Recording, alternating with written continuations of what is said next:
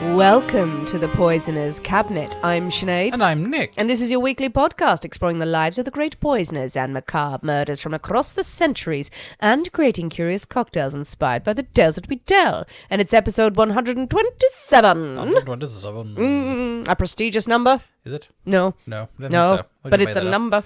Well done, it is. It is. Well it done, is. yes. We're counting. Sinead's learned up to 127. It's taken all week. How are you, Nick? I'm okay. I'm sitting at the table and I'm looking at my Lego, going, oh, it's nice Lego. Oh, we are sharing the table with Nick's Lego. With a half-built haunted house. Oh, and it is spectacular. It's very exciting. The pictures on social media do not do it justice. It is a thing of beauty. As we said to our Patreon subscribers this week, this episode may just be us building Lego. Yeah, and you know what's even more exciting? Today, the lighting kit arrived. You've ordered a lighting kit. So I've ordered the lighting kit. Right. For Lego. So what does that do? It lights it. What, like with spotlights underneath it or inside? No, actually inside. So like all the little lanterns have little lights. Lego opening noises. Oh, he's opening it. Opening it. See? All the candles have little flickery lights in the candles. There is a full pipe organ inside it. That was great fun to make that. Were you playing the Phantom of the Opera soundtrack and you were doing absolutely. it? All the little candles have little flickery lights inside them. It's going to be awesome. This is great content for a podcast.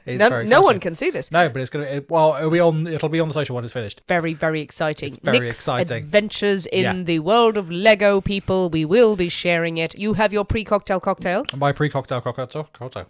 It's going well. It's going really well. You have a classic, don't you? I have a lovely red hook. Very nice. I have an incident in a glass. You have some monstrosity that you've constructed out of random bottles you pulled out of the cupboard. Which I haven't tasted yet. No, so I think this is going to go horribly wrong. As is our wont, we meet for this podcast. Sometimes we do a little bit of business chat or just general chat beforehand over a drink. Had a nice red hook. And then I said, no, Nick, you have a red hook. I'm going to make something lovely. And then Nick shouted instructions at me. And now in the glass in front of me, the world's smallest glass. I feel like a lot of blame has been put my way for this. It shall be, absolutely. Unless it's a success, then it's mine. So then it's all you, okay. But I have mixed up a combination of the delicious pistachio liqueur, coconut rum, and the banana liqueur. Yeah. Because those are just things that are in the cupboard. And things that you think might go well together. But I'm going to give it a go. The quantities are anyone's guess. Yeah, it's just every man for himself. Okay, right, I'm going to try this. How's that for you? It's actually all right. It's a sweet. Yes. It's a strange sweet that you get in a pick and mix. Someone would make a cocktail of this in London and charge 20 quid a go, and the basic white bitches would flock to it. If only you could remember how you made it. The banana's not bad in there. Nutty, coconutty, banana-y. What a symphony of flavours. Marvellous. We need a name for it. Death in Paradise. Death in Paradise. Yeah, it's claggy. I'm not going to lie. That's not something that you generally look for in a drink, I feel. I quite like that, actually. Oh, yeah. Oh, it grows on you. The clagginess. No, it's not elegant. Come on. Yeah. Any poisonings this week, Nick? I think possibly you very shortly. Yeah, possibly I'm going to die. Yeah, from deliciousness. But good, we're okay for poisonings. I think we're okay for the moment. Well, speaking of mixing up questionable drinks and potentially poisoning your friends with them, I think it is time for us to thank the delicious Patreon subscribers. Oh, yes, indeed. For some marvellous people who have joined us this week. So thank you very much to Kat Mazzio.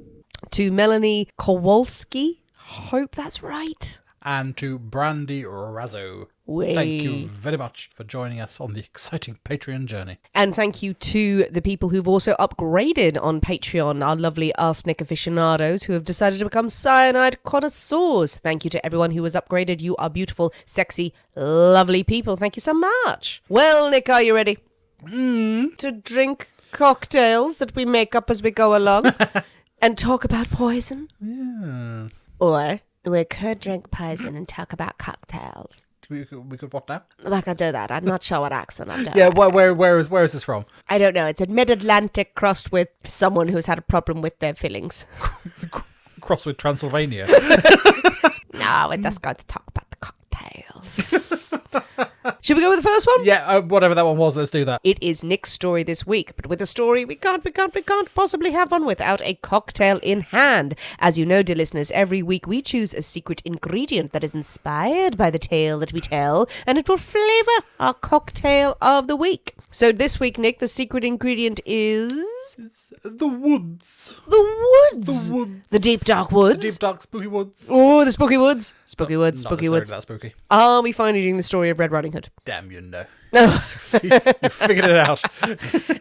Someday soon we are just going to descend into doing fairy Yeah, tales. absolutely. The Brothers Grimm. Yeah. Fine. I think we can all get on board Yeah, with that. I've got the book out there. Let's do it. Yay!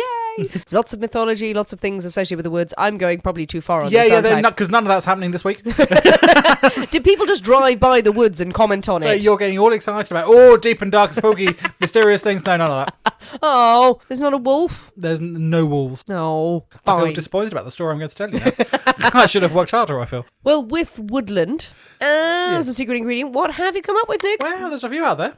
Okay. There Are are a there? few- Yeah, indeed. I was surprised how many woody-based cocktails I came across. Okay. Are they just twigs? Yeah, it's just all entirely twig-based. Vodka with a stick in it. This is with a stick, but I thought always you could go wood, barrel, anything. Wood comes from woods. Drinks go in barrels. No, can't have that. No, that would be the end of the podcast Right, if you okay. did that. There would be a line that had been crossed. So I haven't gone that far just yet. Good. So this week we are having Into the Woods. Into the woods. Into the Woods. Oh, how very Stephen Sondheim. Well, exactly, and musical theatre based as well, so double whammy of marvellousness. Into the woods promises much. It does. And it's still got a Red Riding Hood theme. That is true. It's not Red Riding Hood for the 15th time. It's not Red Riding Hood. If I say it enough, will you just tell me the story of I Red think I Riding will. Hood? Yeah, I'm just fuck whatever I've written. Yeah. I've got like a complete works of Brothers Grimm out there. Oh, let's just read So let's go that. that. It's story time. No, I feel we need some murder, we need some death, we need some mystery There's plenty of that in the Grimm's fairy tales. that really happened.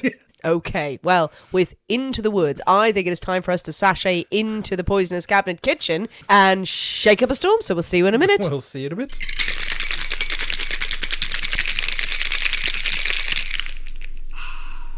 And we're back. Hello. So, Nick, into the woods you went, I went into the woods. and you came back with a drink. I came back with. I foraged for a drink. Now, I have concerns, Why? because when Nick makes the cocktails, he disappears. He literally goes into the Poisonous Cabinet kitchen, shuts the door, so I don't see what goes into the drink, so I don't know what's going on. And I heard fizzing this week, but a disturbing kind of fizzing, like it was you were dropping Alka-Seltzer into a glass. It's me going. What, peeing in the Yeah, glass? peeing in Was the that glass. it? I don't know. There was a lot of fizzing noise going on in the kitchen, and I got very scared.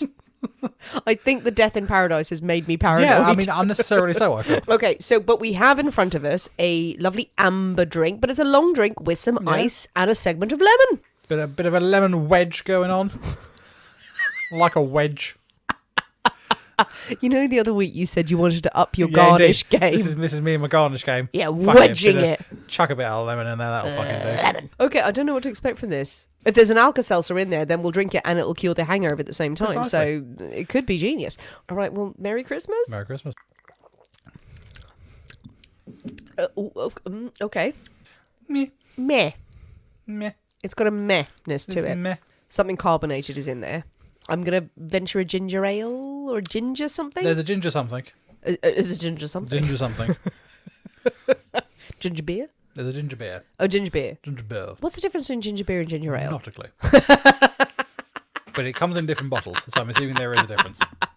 Okay, nice. So it's a ginger beer The ginger beer and other things. and things. I'm feeling. This is disappointing. Second sip. Yeah, there's not a lot really going on there, is there? Lemon, I'm going to venture. There's a beer, as you would guess from the wedge. The booze, it could be anything. It could be whiskey, it could be rum, it could be... Because I'm getting nothing. So, where we have some bourbon. Oh, bourbon. Some cider. Cider? A bit of cider going on in there. Good Lord. Hard cider. And then some ginger ale. then Ginger beer, sorry, ginger beer. Yeah. And some lemon. And I thought, oh, nice autumnal Yeah. sort of tasted drink. Meh, on paper, sounds great. And some Angostura bitters. Oh, yeah. Chuck some of them in there as well. And very woodlandy. Yeah. Into the woods you go with your bourbon and your cider. Absolutely. That's what I was thinking. The nights are drawing in, something a bit cosy and... Why does that taste so shit? I don't know. Disappointed with that. I've taken a big gulp now.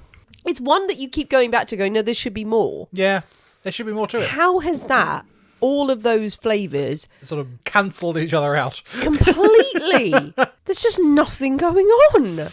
A hint of ginger and then water. Meh. It's not even bad. It's just disappointing.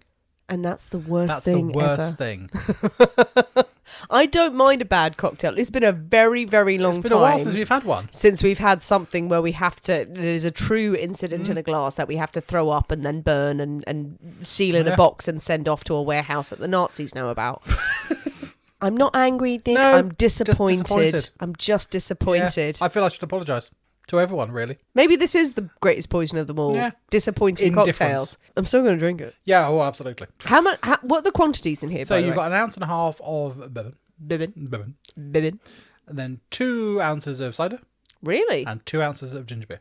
I should have put more effort into it, really, shouldn't I? No, I don't think you put more effort into it. What can you do? What can you do with something that's the alchemy of cocktails, people. You can have 3 or 4 ingredients that absolutely blend into something that is perfection, and you can have 3 or 4 ingredients that cancel each other out. Is it a late summer punchy sort of thing, No. rather than a cocktail? No, I keep having sips of it, thinking I'll get the spikiness of the ginger. Or, do me a favour, Just chuck some of the chili liqueur in there. do you want to put the chili liqueur Yeah. in there? Oh, I don't think that's wise. But Okay. I'm definitely going to do it. Fine.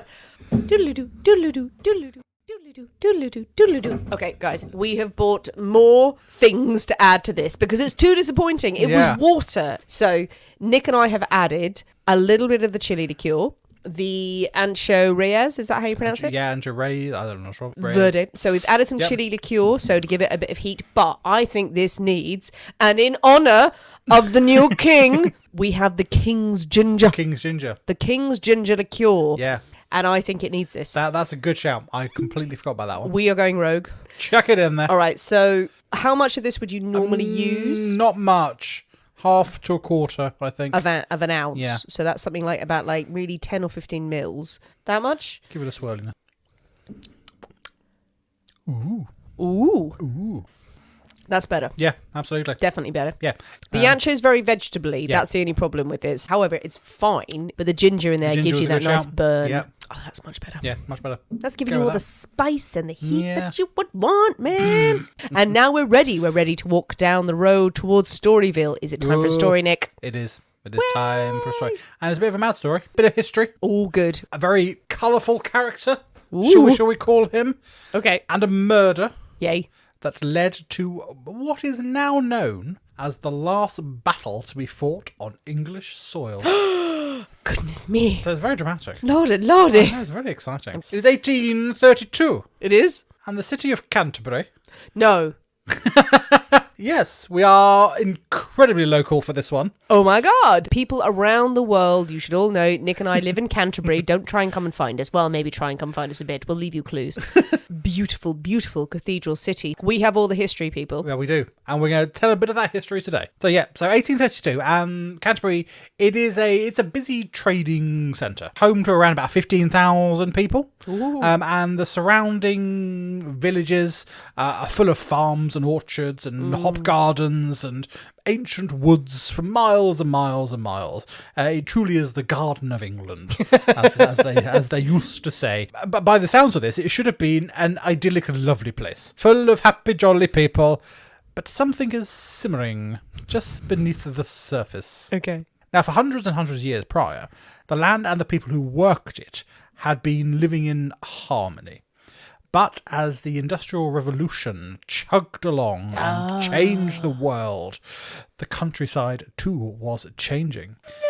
New machinery was replacing manpower. Labourers cannot find work and they fall behind on rents and they can't provide for their families. Those in power simply shrug their shoulders and it is the price of progress. Now, in response, gangs of workers who are now out of work go around the countryside smashing machines. All these threshing machines and harvesting machines, smash them to pieces in the fields, set fire to barns and farmhouses. But these mobs are quickly dispersed by local authorities and nothing really changes. The labourers, they are not allowed to vote in local elections. You have to have land or cash or a fancy name to be eligible to vote. And those who did have land and cash and a fancy name, they are in no rush to change the status quo, to improve the lives of the common folk. Absolutely. Vote for yourselves. I'm sure the serfs will come with us. Absolutely. This won't be a problem at Not a all down the problem. line. Well, now, I mean, elections in the city, they often end in near riots, really, as those without the right to vote, which is 90% of the people, make their feelings known, often very loudly and sometimes violently. In August of 1832, the Archbishop of Canterbury, who was not known for his modernising ways, he is caught in his carriage outside of the cathedral by a mob of local farm workers who chuck every unpleasant thing they can find at his carriage and at him through the windows until the gang are run off by by guards from the cathedral. Oh, imagine the meeting where they all decided what to bring. Oh yeah, absolutely. Okay, someone's like turned up there. I've got a turnip. I've got a dead calf. Wow, Jim, you escalated this quickly. I've got a catapult and a cow. Right, I just brought some manure. I thought that would be fine. Yeah. Now, as frequent and as vocal as these demonstrations are, they lack one thing. That is organisation. One group doesn't know what the other group is doing. This one group protests on a Tuesday, the other group protests on a Wednesday. If we both protested on a Thursday, there'd be a much bigger crowd. But they're not talking to each other. What they need, what they're lacking, is a charismatic leader. Someone who can channel all of this discontent and grumpiness. Robin Hood. Robin Hood. All they need is Robin Hood. In September 1832, that leader arrives in Canterbury. He is a remarkable looking man. He stands over 6 feet tall, a giant of the time. At the time, that is, no one has ever been born No that one tall. has ever been that tall before. Everyone, just for the record, it was actually on record that everyone in England at that time was 2 foot. It was, yeah, absolutely. Yeah. So he is a giant of a man. He's broad shoulders. He's got powerful, well-muscled arms. He's a handsome face with piercing blue eyes. Shock of hair red like the fires of No, hell. long black hair Oh, black down hair. to his shoulders and a great bushy beard. He is obviously someone of huge importance. He is impeccably turned out, rich, colourful, slightly exotic and daring clothes. Oh my god. This is someone to be reckoned with. He didn't look like that. He did. And there are pictures of, or sketches, drawings sketches of him looking Sketches. quite fabulous. Okay. He was probably just an average man, and this all got changed over time. But still, who is this man? He's the noblest man in England. He is the most fancy man in England. He strides through the streets and people literally stop and stare at this bizarre-looking stranger. I mean, I would. Yeah, absolutely. He sounds fabulous. Sounds amazing. He makes his way to the Rose Inn on the High Street. Yes. And announces his arrival. He is the Count Moses Rostopine Rothschild. Immediately, everyone takes their clothes off. Absolutely. It's desperately sexy. He was here to make a name for himself and to rescue all of the people of the city from their boring little lives. Everyone's in the pub going, okay. Okay, yeah, sounds great. His PR person behind him going, maybe say this at somewhere more authoritative than just a pub in the street. Yeah. Now, he walks round the streets of the city in his various fabulous outfits. He hands out sweets to the children. He charms women. He's buying rounds of drinks in public houses. He lets everyone know that here is a man of wealth and substance, but he's not like all the other rich people. He cares about the struggles of the poor, and he wants to help. And people flock to him, mainly for the free drinks, potentially. And the sweeties. But this is someone who is so completely different to anything they've experienced. He takes to holding court in the Rose Inn, where he would regale his new friends with speeches mocking the mayor and the magistrates of the city and making promises for a better future if they stick with him. But not much seems to happen. And before long, the number attending the Count's gathering starts to dwindle. Oh, he's good at the chat. He's good at making these speeches, but a bit thin on the ground with the actual doing stuff. Quite the politician. And other people, they have lives to get on with, really. And as exciting and as distracting as this man might be, it's getting a bit old hat now. Come on. Yeah. Either do something or I've got to go and feed my family. I've got to go and cut the grass. So Come on. Shit or get off the pot, mate. Exactly. Get on with it or just stop faffing around. One evening, the Count decides that things are not progressing as quickly as they should be. Things are not going quite his way. He is here to make a name for himself, to get things moving. He's here to become famous.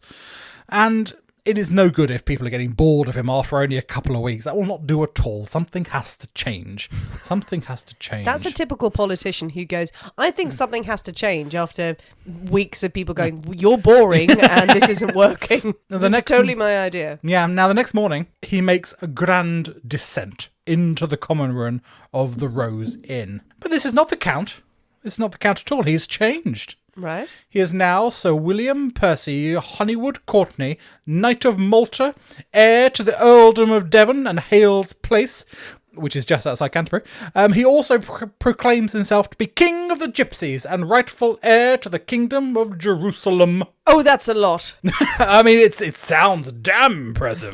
Wow. Yeah. That's sorry. Let's do the name bit at the beginning. So he's Sir William Percy Honeywood Courtenay. Honeywood. Something for the ladies. Yeah, absolutely. Something Courtenay. Courtenay. And then various titles that he made up. Knight of Malta. That is a real thing, but he wasn't. No, is it Knight of Malta? No, he wasn't. He wasn't one of those. Heir to the Earldom of Devon. He was the heir. That's fine. Heir. Now, I might be the bastard son of a bastard son. The Courtenays were indeed the Earls of Devon. Was he one? Probably not. Earl to Hales Place. Hales Place is a baronetcy. Yes. Just on the outskirts. Well, was on the outskirts of Canterbury. Now in the middle of Canterbury. Now in the middle of the Canterbury where all the students live in this godless place. Absolutely. King of the Gypsies. Is he Tyson Fury? Potentially. Great grandbrother. And rightful heir to the Kingdom of Jerusalem, which is an impressive claim to make. Okay, that's impressive. Yeah, that's quite good. Now people are slightly confused by this change of persona. Yesterday he was the Count Thingamajig von Rothschild. Now he's William. Blah, blah, blah, blah. Yeah, like various very fancy. Can I ask, where is the Rose Inn at this time? The Rose Inn is no longer exists. No. It is on the junction of the High Street and Rose Lane. Ooh, so this is really central on the High Street. Was bombed to shit during the war, so is no longer existing as it was then. And is now a Metro Bank. There's a first floor balcony at the Rose Inn, and there are pictures of him like regaling his followers on this balcony at the Rose Inn, which unfortunately say no longer exists. Aww. A few people have become slightly confused by this change of title, change of man, really, but he does it with such conviction and so entirely naturally that most people go, yeah, right. Why not? Okay, we'll go along with it.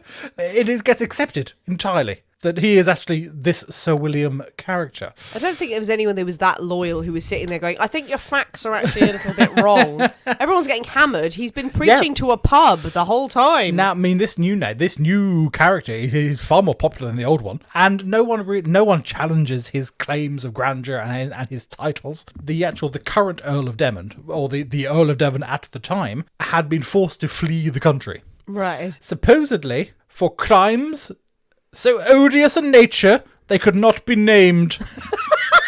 And he was living in Paris. Mainly, he had a boyfriend. See, I was wondering whether or not it's like, is it something really bad, as in like genuinely bad, like we don't want to talk about, or is it like he once touched a goat? No. He was gay. The Earl was gay, and he had to flee the country. And he had to flee the country to. He went to the States first, but by this point he was in Paris. And he lived the rest of his life in Paris and died in Paris. Don't blame him. Wonderful place to be. If you're and had a grand time when he was there.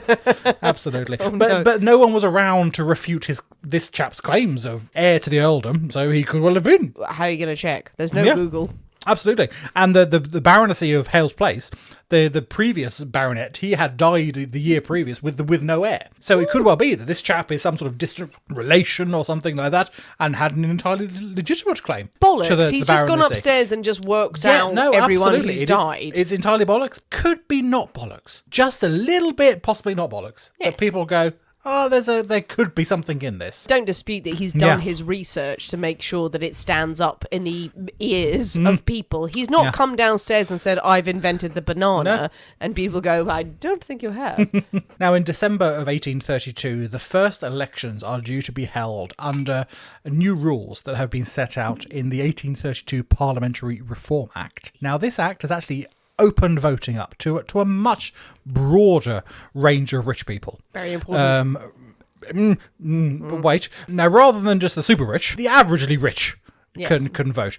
It is also the act that specifically says that under no circumstances can women vote. Prior to this, women could vote. Oh. If they had land and if they had money or title, they were eligible to vote. Now, it says men can vote. Oh, Jesus Christ. In this act. So it's actually taking rights away from the very, very few women who could have voted previously. From the 5 women in the country who could have voted. Now no women can. Oh, in law. In law, it specifies men. Now, in Canterbury, it is widely accepted that the Whig candidates are going to win hands down. The Whig candidates being one of the political parties. You have the Whigs and the Tories in England at the same this time. Tories not to be confused with the Conservative Party that we have now. They're a different breed of people. Yeah. But Whigs, one party of the political system in the UK at the time. Now, they were expected to win Canterbury hands down. So the opposition originally thinking, we just can't be asked. We're just not going to field anyone. What's the point? But then someone suggested, what about the new chap? He's quite fancy. People might vote for him. He's a man of the people, and if nothing else, he's going to be a nuisance to the Whigs. He's going to cost them money. They're actually going to have to campaign for stuff.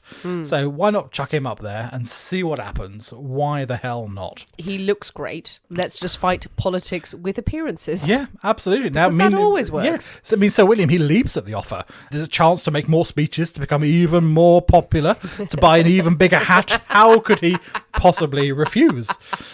The day of the election comes, and Sir William, he arrives at the Guildhall dressed splendidly. Crimson velvet, trimmed with gold. He pledges to the crowd to transfer the burden of taxation from the rich to the poor. He promises a return to the good old days of roast beef and mutton and plenty of brown nut ale. All these jolly things, and a huge cheer goes up, and it's marvellous. Is he Nigel Farage's great very possibly, very possibly. Because I'm rapidly losing sympathy for him. He comes third in the election out of 3. But he's not to be deterred.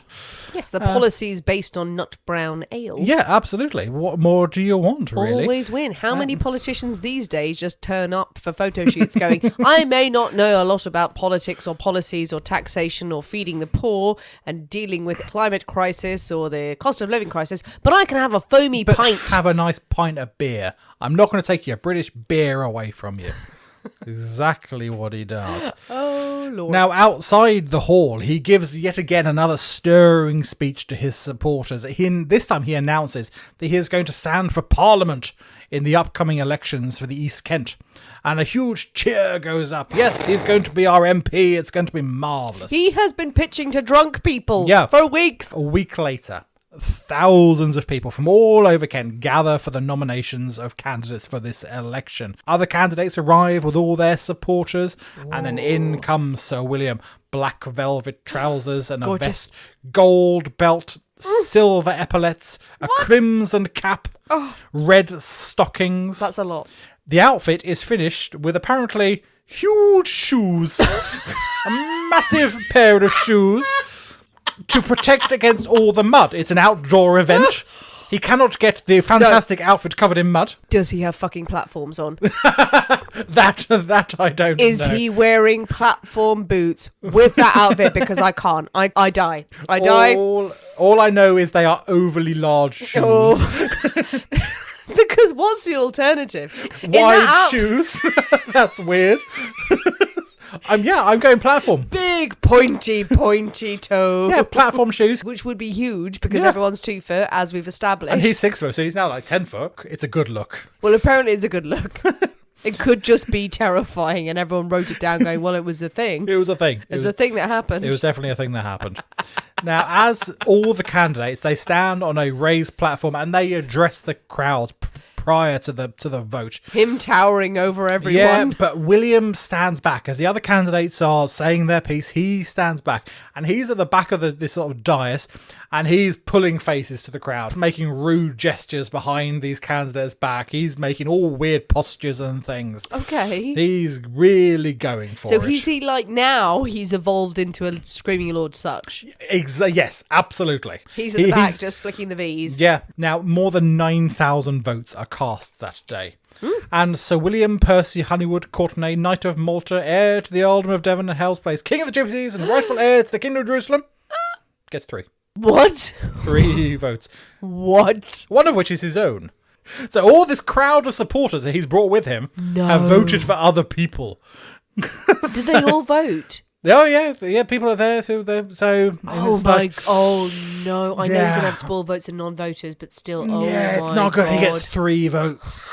One was him, and one of them was him, and the other one was his mother. So it's not. And the other third one was someone confused in the ballot box. Yeah, but he's still not deterred. He's still going for it. Go for it, mate. In March 1833, he launches a newspaper called The Lion, in which he champions the poor. He attacks the government, the clergy, and the aristocracy. And his popularity, it really is starting to fade. He's good for an after-dinner speech because he's a bit mad. Apart from that, no one's really interested. No one's really listening.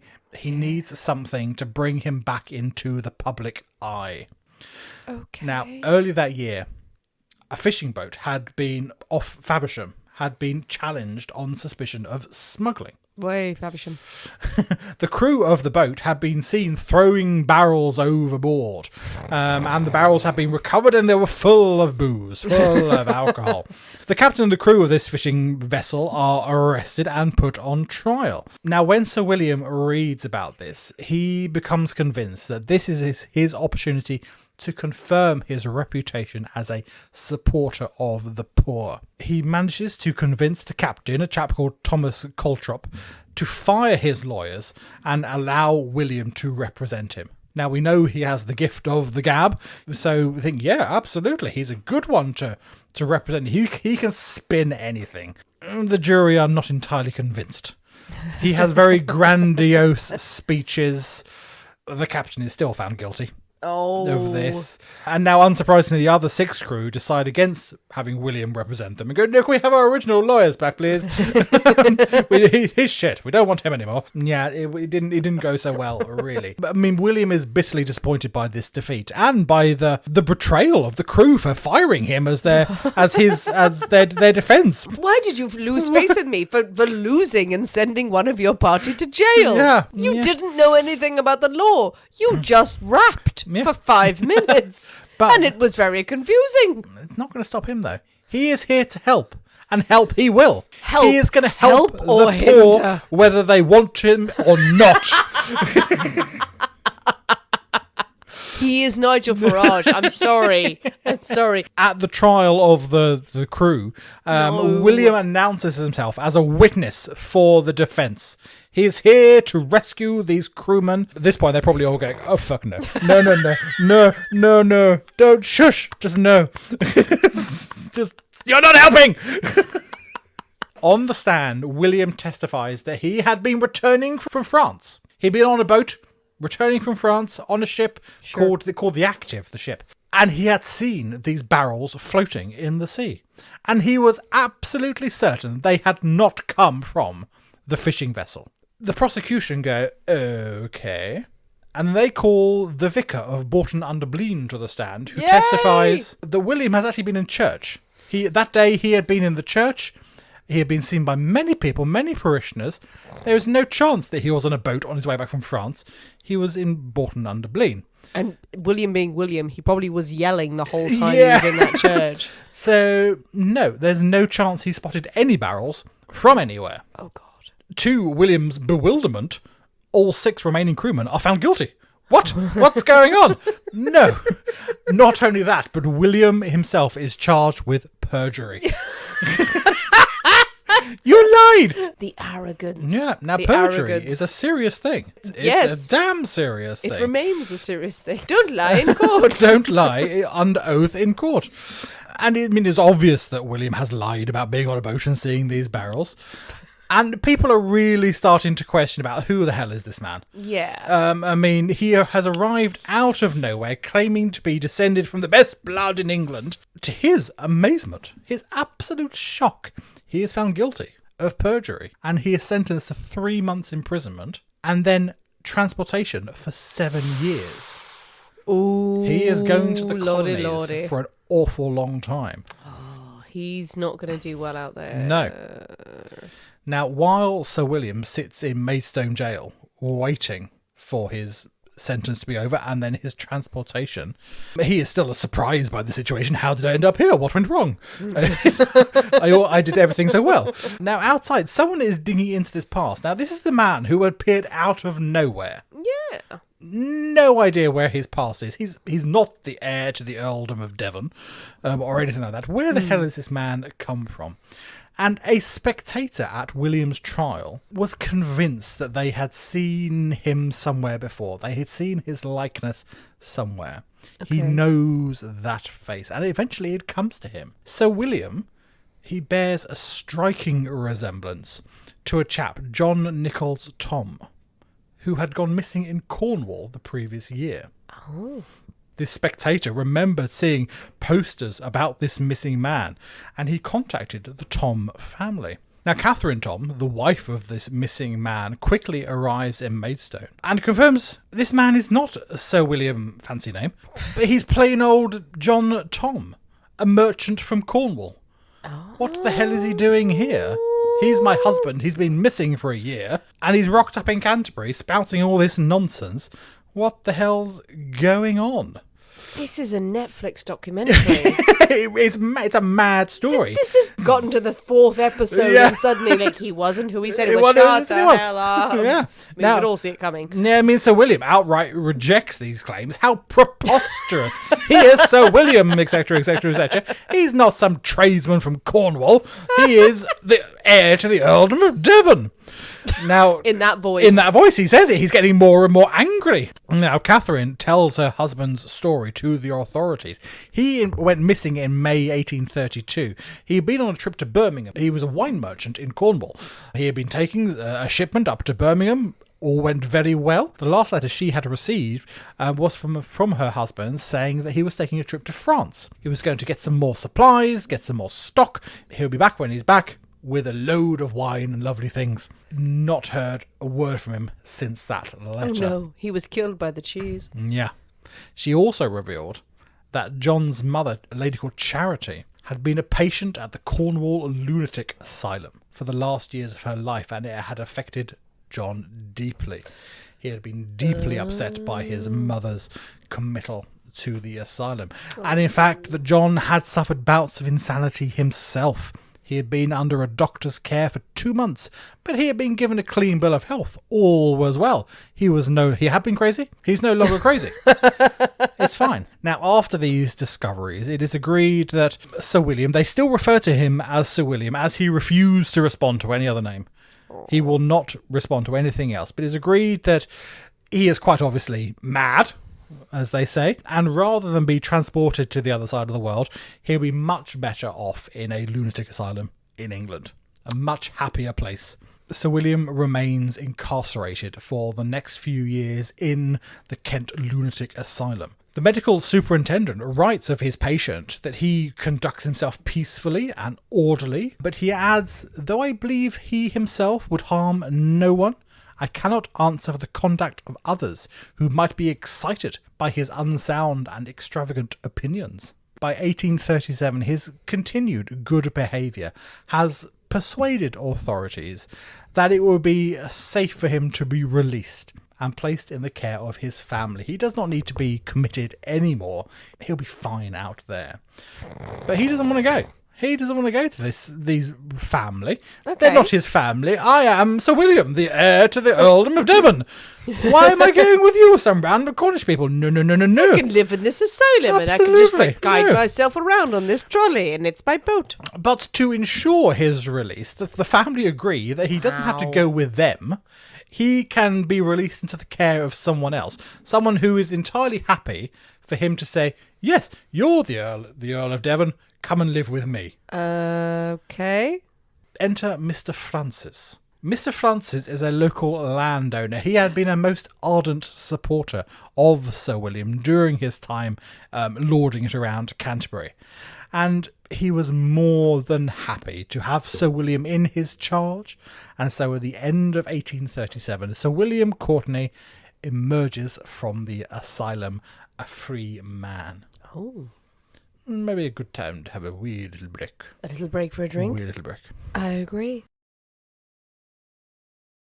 So William, he is now released and free and living with Mr. Francis. Now, as he reacclimatises to life outside of the asylum, everywhere he looks, he sees the downtrodden, discontented masses. He had returned to finish his work to make their lives better. Now, for a few weeks, William lives quietly with Mr. Francis and his family. He behaves perfectly normally, saying that all he wants to do is establish his birthright, claim his inheritances, and all the land and property that he is entitled to. And something that Mr. Francis is very keen for him to do. Absolutely. You crack on, mate. Absolutely. Very much hoping he's going to get something out of this. So I want to protect the poor, and I want to fight for them, but at the same time I want to get as rich as possible. Yeah, absolutely. But I can only do that if I've got resources. Okay. I can only do that if I'm the Earl of Devon. Yeah, I'm suspicious. Yeah, absolutely. As time passes, it seems that Sir William is not really making as much headway into making these claims on his titles as Mr. Francis would like. And in fact, he takes to riding around the countryside, talking to farmers, charming their wives, fussing over their children, having a lovely time, just chatting to the people. Mr. Francis is appalled by this. What are you doing, talking to the working man? Terrified by this aristocratic guest mingling with the lower classes. No, it's not the done thing at all. And he demands that Sir William leave my home. There are limits to this. Well, pick a side, mate. Or pick a side, absolutely. Either be an aristocrat and get your money, or go and be a man of the people. Can't do both. Get out of my house and not have my money behind it. It's a horrible thing because you'd like to have someone who is of that status fighting for the rights of people. Doesn't seem like Sir William really wants to do that. No, indeed. Now, Mr. Francis, he's realising that Sir William is not the man he thought he was. Out, be gone with you. Sir Francis does seem like he wanted a cut of this. Oh, absolutely. I mean, Francis, he did this entirely thinking that if he is the Earl of these things, I'm in with an Earl. So I'm going to get a load out of this. Might be able to marry my daughter off and get me a title. Definitely an ulterior motive to Mr. Francis's benevolence in accepting this man into his home. Absolutely. And when he realises that's not going to happen, he's very much, you can get out now. Yeah, be gone with you. So William quite happily rides away on his horse. I mean, he knows he has got plenty of supporters out there in the fields. He doesn't need Mr. Francis anymore. Now, over the next few months, he rides through the countryside. His proclamations and his speeches become more and more grand and more dramatic. He starts quoting scripture a lot, which is always a good sign, really. And he invokes biblical verses to get his points across, which only gathers more people to him, really. People who are really in it for the religion. They love it. And he going around, he's got long flowing black hair, he's got a great biblical beard. Oh yeah. It's not long before he's proclaiming himself the reincarnation of Jesus Christ. Jesus Christ. He is here to free the poor from the yoke of tyranny. He is back. He is going to sort things out. I hope he said that as well. I'm Jesus, I'm back. I'm back. Gonna sort things out. Yeah. Don't worry about it. No, I'm going to get on with it. It's all kosher. And then rides off into the sunset. Yeah. And people follow him. People go, I'm having some of that. So all he is a great orator. Oh, he's a fantastic orator. Yeah. He's talking bollocks, but he does it incredibly well. On Sunday, the 27th of May in 1838, he calls a meeting outside the town of Faversham, and he is there surrounded by over 200 people. He reads passages from the Bible about the corruption of the rich and the oppression of the poor, and they all go, "Yay, we love you, absolutely." He then commands his enthusiastic and somewhat gullible listeners to prepare themselves. This is time for action. Now he's Donald Trump. Yeah, that's a very good point. How is it that all politicians haven't read this guy's history? Because it's all of them. Now, while Sir William has been marching about the fields, giving these speeches and gathering followers to him, it's not gone unnoticed by the authorities and by the people who are owning the land and such like. And they have received numerous complaints about this crazy man who's riding through farms, persuading all the workers to stop work, down tools and follow him. And he is becoming a major nuisance. Farms cannot work. The productivity has ground to a halt. These can easily get out of hand. There are rumours floating that this mob is going to start getting violent. Oh God, it's going to get nasty. This is so conflicting. Because on one side, I am fight for the workers, fight for the people, rise up. On the other side, he's literally Donald Trump and Nigel Farage at the same time. What's happening? He's a confusing dichotomy of a man. The local magistrate issues a warrant for William's arrest. Now, the arrest is predominantly for inciting workmen to leave their work. Which apparently is an arrestable offence at this time. Constable John Mears is dispatched to bring William in. Now, Constable Mears is not too keen on his new assignment, really. One man going up to a big gang of people going, I'm going to arrest you. He's not overly keen on this. He, in fact, cajoles his brother into going along with him. And also he's got his assistant, a petty constable, Daniel Edwards. 3 people, fine. What? So 3 people are going to go and arrest him. They're going to go and sort this out. Yeah, let's see.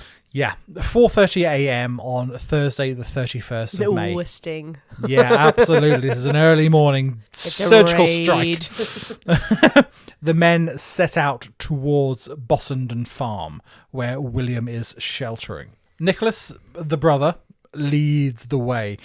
Quite nobly, he tells his brother, the constable, that if there is any trouble, then he needs to run. The brother has got a family. Nicholas is a single man. He will stay back and deal with anything, but the brother needs to look after family. He needs to scarper. Okay. As they approach the farmhouse, they are spotted by, I think sentries might be putting it too dramatically. But people who are awake of the gang, they are spotted and the alarm is raised. Now, the 3 men climb over the fence separating the road from the farmhouse, and Sir William appears. He is not happy. He strides up to the men, stops only a few yards away, and demands to know which of them is the constable who has come to take him away. Now, both of the Mears brothers say yes. Nicholas trying to protect his brother, John Mears, the constable, going, yes, it's me. Sir William takes a pistol from his belt and shoots Nicholas straight in the chest. He falls back against the fence and then collapses to the ground. William then draws his sword and runs at Constable Mears and his assistant. Now, the constable is unarmed. He's got no way of defending himself. He's not expecting this level of violence in retaliation. Both men run. So William tries to chase after them, but he stumbles, and the 2 men are able to disappear into the woods. William then returns to the injured Nicholas, who is slumped against the fence. He explodes in rage. How dare they try and arrest him? Don't they know who he was? He was here to protect the poor. He's fucking Jesus Christ. Why is he here? And as he rants and raves, he draws his sword and he beats Nicholas with it before drawing a second pistol and shooting him again, killing him outright. Wow. Now, William turns to look and is now terrified followers. There is this man who had been spouting scripture and the good of the people and all this sort of stuff, and he's just shot someone at point blank range. And beaten them and chased after other people. What the fuck's going on? This is not what they had signed up for. Smashing a few machines, bringing the landowners down a peg or 2, fine. But murder? No. This was not it. As they stare at their leader, he cries out, I am the saviour of the world. You are my lambs, every one of you. And looking down on the body of his victim, he adds, though I have killed the body, I have saved the soul. Oh, come on now. Things are getting really fucking weird. Things are getting a little bit culty. Yeah. Not everyone is convinced by this outburst, and they begin to back away slightly. But Sir William brandishes his now blood-smeared swords and threatens, if anyone tries to run, he shall be a dead man. Okay, so not really fighting for the rights of people. No. Not defending them, as in, like, I am there and you are but the lambs and I will kill you. I'm going to fucking kill you if you don't do what I say. Now, Sir William and his now terrified men sit down to a lovely breakfast at the farm. They need their strength for the day to come. Did they eat the person they just killed? It's been a hard morning. It's been a trying morning, so he needs a hearty breakfast. I think everyone else is there going, just have some water, please. And William's there going, I want more sausages and bacon and eggs. He goes, no, I'm full. It's okay. Just a few words from me, please. Okay. Have some toast. Now, while William is having his lovely breakfast after murdering someone, the fleeing John Mears and Daniel Edwards, they have been able to send news of these terrible events to the authorities in Canterbury. And on hearing of the murder of Nicholas Mears, the magistrate calls out the troops. This cannot be allowed to continue. And soon, Major Armstrong from the Canterbury Barracks.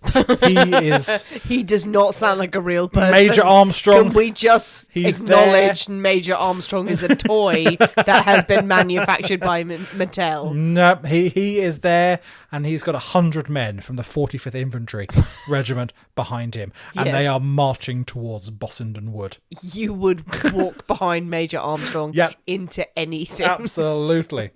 So William, he is blissfully unaware of the army detachment that are marching out of Canterbury towards him. Otherwise he would have run. But now he's up on his soapbox again. He's rousing his followers. He promises to divide the estates of the rich between his men. But people are not looking entirely convinced by this. But he grows wilder and more impassioned. Again, he claims to be Jesus resurrected. He has come to lead them to glory. No weapon can harm him. No weapon can harm his followers while he's with them. He bless those who cheers him. Those who are more hesitant and going, maybe not. Maybe I'll see how you're getting on tomorrow. Curse them. They are threatened with damnation. A passing woodcutter who sees this scene, he shouts out to Sir William on his box. He asks out if it's true that he has shot Nicholas Mere. Yes, cries Sir William, I did shoot the vagabond, and I've eaten a hearty breakfast since. I didn't ask for that information, mate. But it's good to know. I'm glad to. They've shot them, and I had a breakfast. And I had a hearty breakfast. Not just any old breakfast, a hearty breakfast. A hearty breakfast, okay. Yeah. I would have just been fine with I've shot him, but thank you for that information. The men start to move through the woods towards Canterbury. Now, in total, Sir William has 37 men behind him. They are all armed with farm tools, staves. Not exactly a well-equipped army, really. But he apparently has the power of God. Yeah, well, indeed. And he's the only one with any actual weapons. He's got some pistols and his sword, so he's fine. Oh, no. And as they reach a clearing in the wood, they find the soldiers waiting for them. Now, Lieutenant Bennett from the regiment, he rides out and demands that William surrender. William raises his pistol and shoots the lieutenant off his horse. Okay, not good. No, not entirely good. The ensuing confrontation lasts maybe 10 minutes. Yeah. So William and 8 of his followers are killed. And the rest rounded up and taken prisoner. Now, casualties on the other side, on the soldiers, they're not quite so bad. Yes, William has shot the lieutenant, and the records say that one other soldier was slightly injured by a stick. By a stick? By a stick. Someone slightly poked injured him on the shoulder. By a stick. Someone came up going, yeah. And the soldier responded with a bayonet. By stabbing him through the eye. Yeah. So the Redcoats didn't do too badly out of that one. Yeah. That's how it worked. I have a stick. I have 6 guns. Yeah, exactly. I got a big old musket. Please do your worst with the stick. Of the survivors of the Battle of Bossenden Wood, as it is now known, 10 are eventually put on trial. 2 men are transported for life for their part in the action, and the others are sentenced to a year each in prison. Sir William Courtenay, John Nichols, Thom, whatever you want to call him, he is buried in Herne Hill Cemetery, just outside Canterbury. And he now goes down in history as the man who started the last battle in England. Yay! So it's a long and historic story of random crazy man. It was just brilliant. Absolutely brilliant. Love it. I mean, that's a great story. That has everything. And that has murder. Has murder. That has battles. Murder and battles. That And has crazy lunatics fantastic spouting outfits. things in pubs. Exactly. What couldn't you love about that? Oh, God, that is a great battle yeah, absolutely. to end with. I've got 100 redcoats with muskets and bayonets. You've got 37 chaps with sticks. Who's going to win this? 37. Yeah. That's a sad number. Yeah, considering he started off with about like 200, 250, and he just managed to lose everyone. As he got crazier and crazier, everyone was going, no, I'm going home. Absolutely not. I'm out. I'm out. But there were still those 37 who were committed. Yes, we believe you. Absolutely. You're the way forward. We're going to follow you. Think about it in today's society as well. All the people who say, oh, we'll follow you completely on paper, or we'll follow you on social media. Okay, here's a stick. Go up against an army. Yeah. How many of them will stick around? Oh, absolutely. Literally. Yeah. I'd be going, no, I'm going home now. The 37, God bless them. Oh, well, yeah, absolutely. They had some commitment. And he had his fabulous hair and his fabulous Ooh, outfits. amazing outfits. What a shit. Fantastic shoes.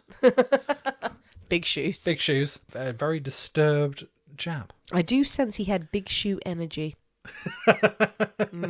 Love delving into that. Into our beautiful Canterbury. Indeed, as very well. local to us as well. I was getting very excited all the way through there because I know that place and those people and that's an area. I think, how much in that story rings true? Yes, so much of that. You could apply, pick out the politicians on the left and on the right. Oh, it's a thinking. What do you think of this story of your man? Because he had so many different names. William Courtenay Honeywood. Honeywood. Honeywood. I want to say honey pot every time. So William Honeybot Courtenay. Sexy hair. Velvety man. Velvety man. Heir to the earldom of Devon. Heir to Hale's place. King of the Gypsies. It's good going. What do you think of the story, people? A slice of history from our own hometown. What do you think of the craziness of anyone who just turns up at a pub and starts shouting things? Should they go into politics? Yes. Maybe don't vote for them. Jump on the comments of this episode wherever you listen to your podcasts. But most importantly, you must have a little think about making the Into the Woods. Yeah, and maybe think about making something else. Consider your life choices with this cocktail. Promise so much. Yeah. Delivered so little. Disappointing. Yet if you have extra stuff in your cupboard... Bit of ginger liqueur, that extra spice and warmth, I think would work a treat. Bit of chilli, why the hell not? The recipe will be out, as usual. Let us know if you're going for it as God intended, or if you're making your own variations. Do let us know. By this stage, you should have a lot of stuff saved up in your poisonous cabinet at home. So add what you want to it. See if you can improve the Into the Woods. And also tell us what else you're drinking this weekend, because we love to see it. We love to see your pictures. Tell your friends about the Poisonous Cabinet if you haven't already. If you would like to have more content from the Poisonous Cabinet, please consider joining us on Patreon, where you can have extra episode every single week, as well as extra monthly content and very special bonus material. Thanks for listening, guys. We have been the people inside the Poisoner's Cabinet. We will see you next week. And remember, your loved ones are trying to kill you. Bye.